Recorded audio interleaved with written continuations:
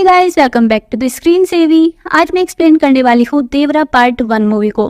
Movie बहुत अच्छी है। इसका एंड जिस तरीके से हुआ है ना, उसको बार बार देखने का मन करता है। इसके पार्ट 2 का वेट करना बहुत हार्ड हो जाएगा अगर फर्स्ट पार्ट कंप्लीट देख लिया तो। जैसे बाहुबली के फर्स्ट पार्ट के एंड में हुआ था, बस वैसे ही अपना पेन बना देगी ये मूवी। मस्ट वॉच है ये मूवी, इसको जरूर देखना। अभी बिना टाइम वेस्ट किए स्टोरी एक्सप्लेन करती हूँ।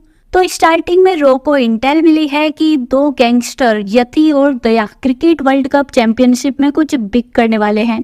यति इंडिया से दया की हेल्प करता है। अब स्पेशल टास्क फोर्स का ऑफिसर राघव यति को ढूंढने तमिलनाडु के बॉर्डर पर गया।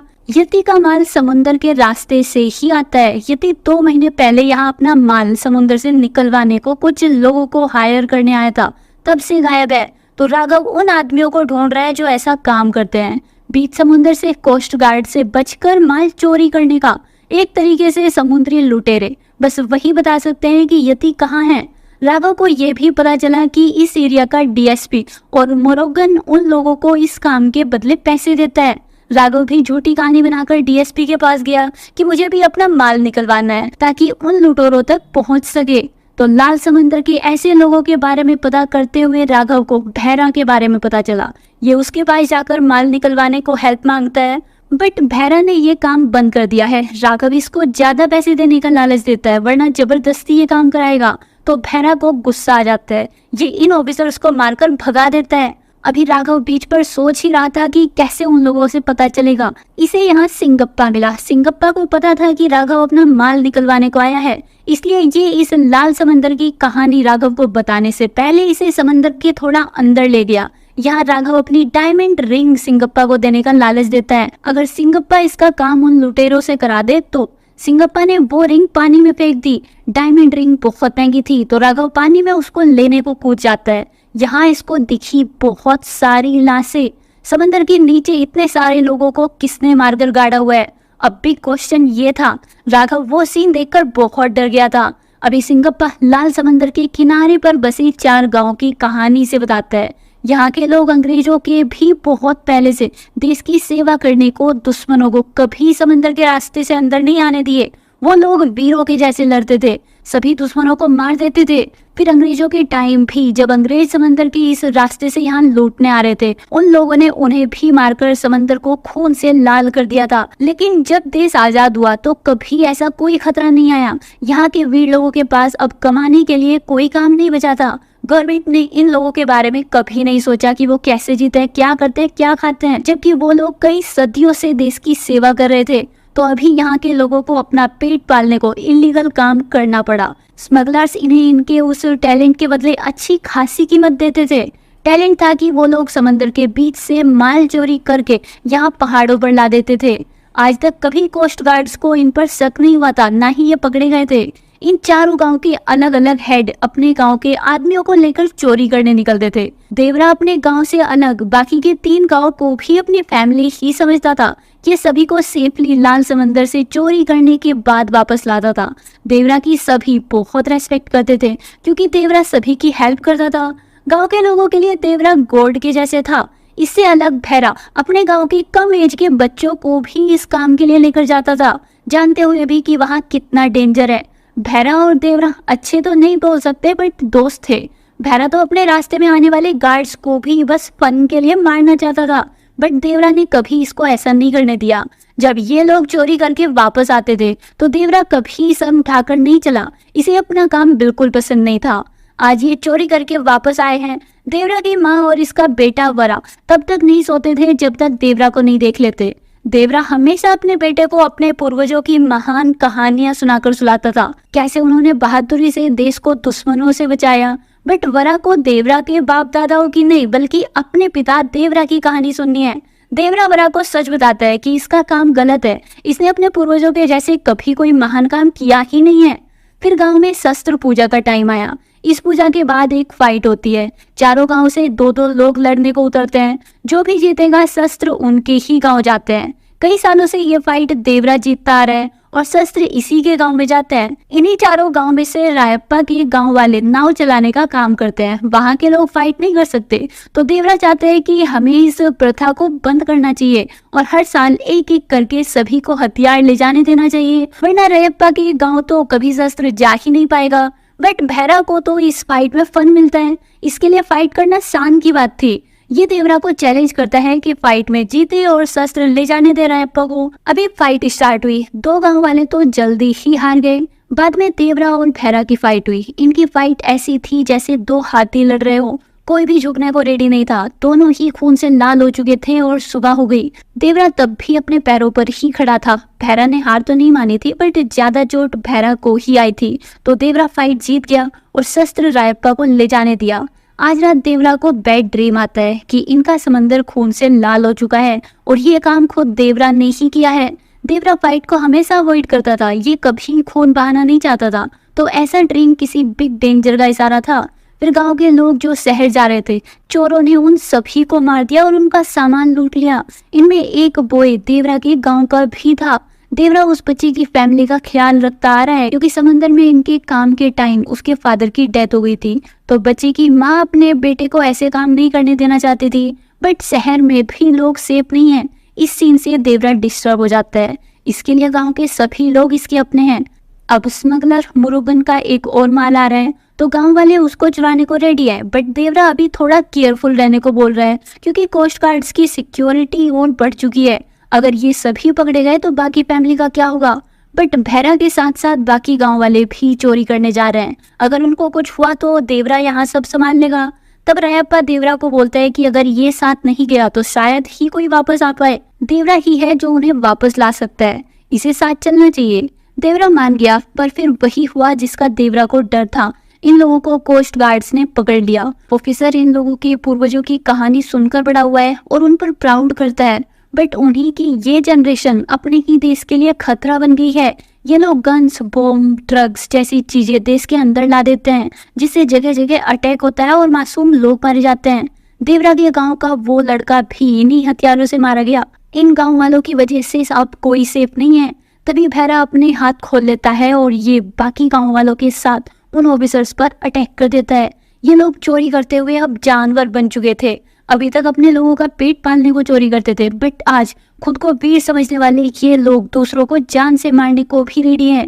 देवरा अब अपने लोगों को रोकने लगता है। ये ऑफिसर्स को चोट लगने से तो नहीं बचा पाया, बट उनकी जान बचा लेता है और प्रॉमिस करता है कि ये आज के बाद इस रास्ते से कभी गलत सामान देश में नहीं आने देगा। अभी सभी गांव वाले माल लेकर वापस पहाड़ों पर आ जाते हैं, बट आज देवरा ने वो माल मुरुगन को नहीं ले जाने दिया। ये अकेला ही उन कंटेनर्स को पहाड़ से नीचे फेंक देता है। उनमें बॉम्ब थे, वो फट जाते हैं। तब भी बाकी गांव वाले नहीं समझे कि ये सामान को देश के अंदर लाकर अपना ही नुकसान कर रहे हैं। इनको बस पैसों से मतलब है। तब देवरा ने एक आदमी की पीठ पर क्रॉस का निशान बना दिया और वार्निंग दी कि अगर कोई गलत काम करने पानी में गया तो देवरा उसे जान से मार देगा। देवरा चारों गांव में सबसे ज्यादा पावरफुल था। इसको हराना उन लोगों के बस की बात नहीं थी, पर फिर भी कुछ लोग जाने का ट्राई किए और देवरा ने उनकी भी पीठ पर क्रॉस बनाकर छोड़ दिया। अब कोई भी डरकर समंदर में जाने की हिम्मत नहीं करता था। लोग बस मछली पकड़ने पानी में जाते थे।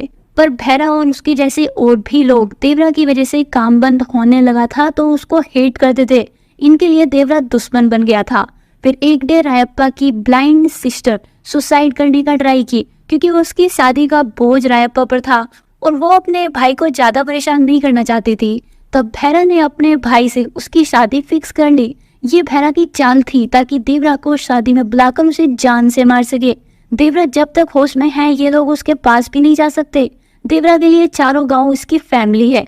ये शादी में चला गया, वहां बहाने से भैरा के आदमी देवरा को बहुत सारी शराब पिला देते हैं, पर देवरा तब भी होश नहीं खो रहा था। तब भैरा रायप्पा को फोर्स करता है कि देवरा को मारने में इनकी हेल्प करे, वरना अपनी सिस्टर की मौत का वेट करे। रायप्पा भैरा की हेल्प करने को मान गया। ये देवरा को बताता है कि कोस्ट पर कुछ लोग चोरी करने जाने वाले हैं, तो देवरा उस नशे की हालत में वही गया, बट यहाँ कोई नहीं था, तो देवरा थोड़ा रेस्ट करने को लेट जाता है।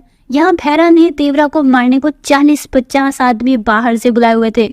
उनकी हेल्प एक गांव का हेड भी कर रहा था। देवरा की तब आंख खुल जाती है, ये उन सभी को मार देता है। फिर जब मॉर्निंग में चारों गांव वाले यहाँ आए तो देवरा यहाँ नहीं था। उसने डेड बॉडीज को लटका दिया था और एक नोट छोड़ दिया कि अगर ये लोग देवरा को हमेशा देखते रहेंगे तो कभी नहीं डरेंगे। इसलिए देवरा समंदर में सभी से दूर जा रहा है।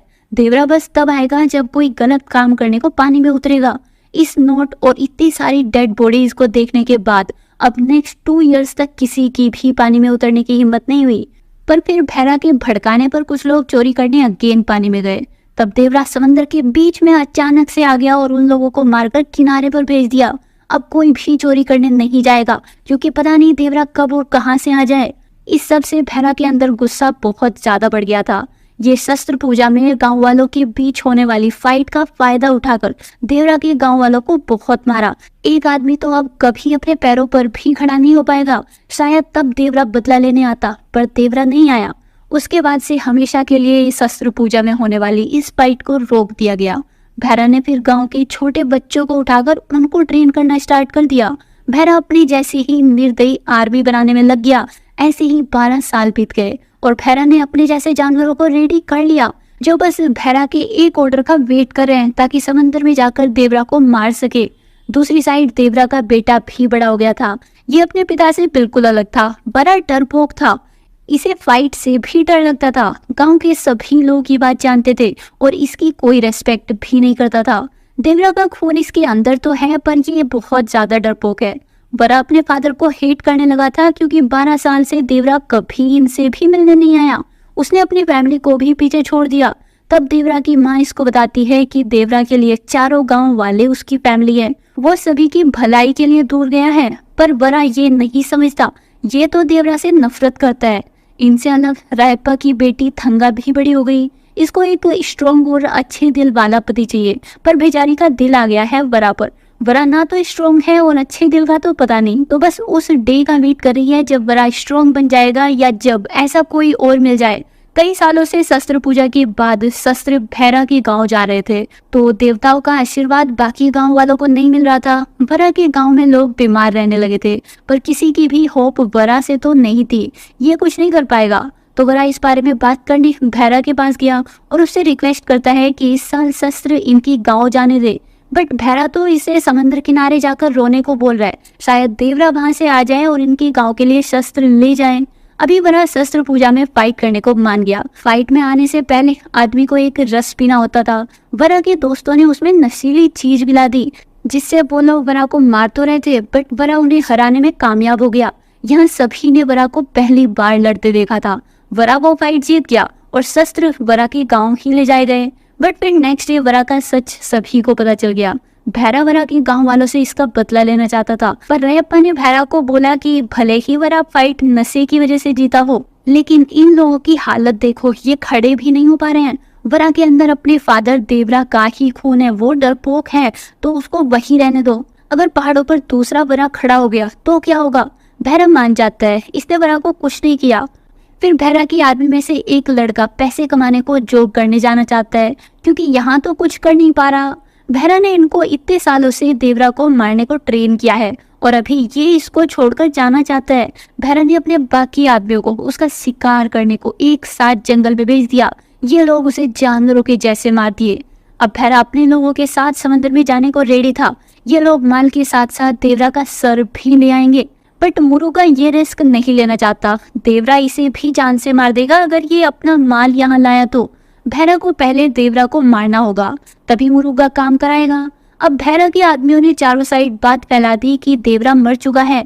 इस बात को सुनकर देवरा की माँ, जो आज भी देवरा के लौटने का वेट कर रही है, वे सीरियसली बीमार हो जाती हैं। अगर इनको देवरा नहीं दिखा तो इनकी डेथ हो जाएगी। यही तो भैरा का प्लान था, ताकि देवरा अपनी माँ से मिलने आए और ये लोग देवरा को मार दे। देवरा यहीं अपनी माँ को मिलने आ गया, फिर पीछे के रास्ते से वापस जा रहा था। तब भैरा के लोग उसको मारने को पीछे भागते हैं, पर देवरा इन लोगों को नहीं मारता। वो तो बचकर वापस समंदर में चला गया। देवरा बस गलत काम करने पर ही इन लोगों को मारता था। इस बात से मुरुगा को ट्रस्ट हो जाता है कि देवरा अब कमजोर हो गया है, वो भैरा की आर्मी से फाइट नहीं कर पाएगा, इसलिए डर कर भाग गया। ये भैरा को माल लाने समंदर में भेजने को मान गया। अब तो गांव के सभी लोग यही समझने लगे थे कि देवरा को ये लोग मार देंगे, इसी ईगो में भैरा के आदमी देवरा की बेटी के साथ बदतमीजी करते हैं और देवरा को मारने के बाद उसे बर्बाद करने की धमकी दिए। उमा वरा को ये सब बताने की बजाय अपनी माँ को बताती है ये लोग जहर खाकर मर जाएंगे, पर उमा को कुछ नहीं होने देंगे। जब वरा को इस बात का पता चला इसे बहुत गुस्सा आता है। ये उन आदमियों को जाकर बहुत मारता है, इतना ज्यादा कि एक आदमी की डेथ हो गई।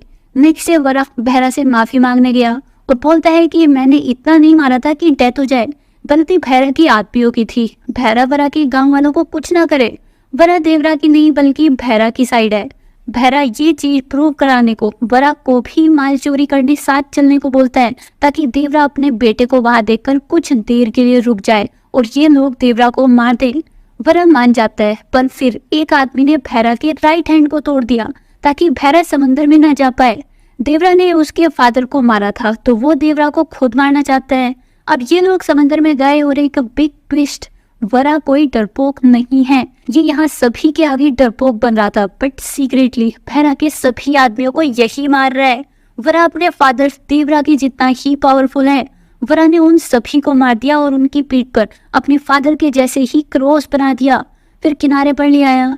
वरा का ये सीक्रेट बस कुछ ही ट्रस्टेड लोग जानते हैं। सिंगप्पा ये बात जानता है।